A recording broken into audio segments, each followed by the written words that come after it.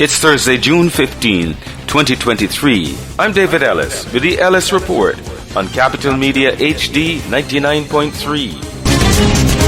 First, the chief electoral officer in Barbados was reported as saying Barbadians will be paying $60 for their new ID card from the end of this month. The Democratic Labour Party then said we would effectively be paying to vote in the country. Now, the Attorney General says the government of Barbados will not in any circumstances be charging any person who is entitled to receive an ID card a single cent for the first issue of that card. The papers for 9 subjects of the Caribbean Secondary Education Council (CSEC) and Caribbean Advanced Proficiency Examination, known as CAPE, have been stolen from a school in Jamaica, and it has raised fresh concerns for thousands of students across the region. It comes less than a month after a leak of the Mathematics Paper 2, also out of Jamaica, caused the CXC to scrap that exam. Barbados says that by December next year, it will no longer be importing foods that contain trans fats.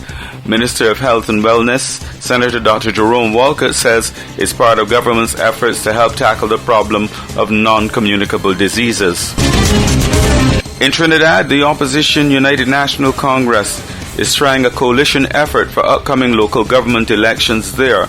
An announcement to this effect has come from political leader of the UNC, Kamla Prasad Bisesar. At least 2 smaller parties have approached us. Discussions have begun. Some of my senior members have begun discussions with them.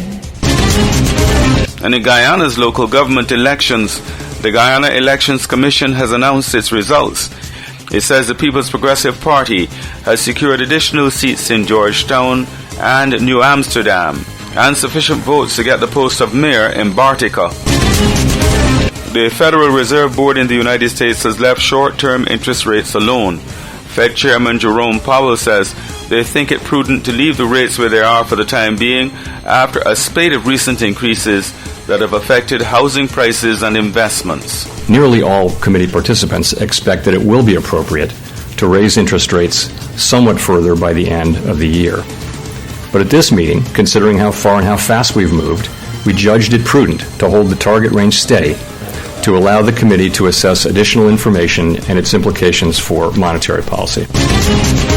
You may remember when under Donald Trump's presidency, the United States was pushing for removal of the government of Venezuela.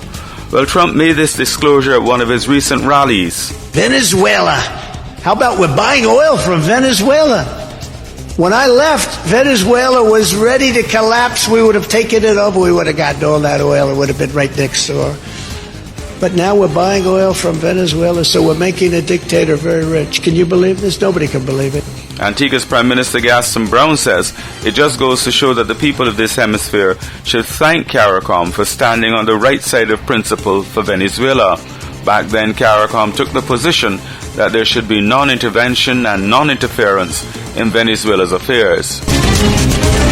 Today in Barbados will be partly sunny with a few brief isolated showers. I'm David Ellis with the Ellis Report on Capital Media HD 99.3.